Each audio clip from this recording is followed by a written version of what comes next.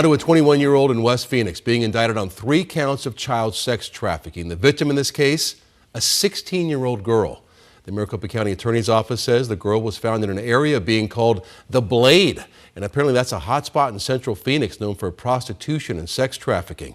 County Attorney Rachel Mitchell says law enforcement is stepping up operations in the Blade to try to put a stop to those crimes. 12 News journalist Chase Golightly, you were actually in the Blade tonight. And I have to say, Chase, I've been here a long time. I never heard of that area being called the Blade.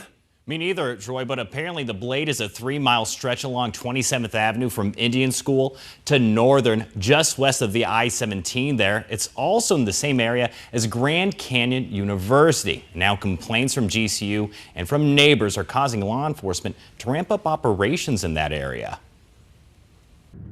This is really hurting our community because they're seeing literally at the foot of their drives criminal activity. Maricopa County Attorney Rachel Mitchell says for more than a decade, this area of 27th Avenue has been known for prostitution and trafficking. What we're hearing on a national level is that it's third behind only New Orleans and Las Vegas in terms of its concentration of sex trafficking. It's called the Blade. Once the sun goes down, you can see women walking along the streets, talking with drivers who stop by. But that's not all neighbors have reported. So you see drugs with that. You see needles. Neighbors have reported seeing used condoms. You see violent acts taking place. Multiple Valley law enforcement agencies started Operation New Beginning to combat sex trafficking and prostitution. In one case, Phoenix police say they found a 16-year-old girl reportedly waving at cars wearing scantily clad clothing who was being trafficked. Mitchell says law enforcement has come into contact with several young victims. On average is 14, 15, but they enter earlier than that even,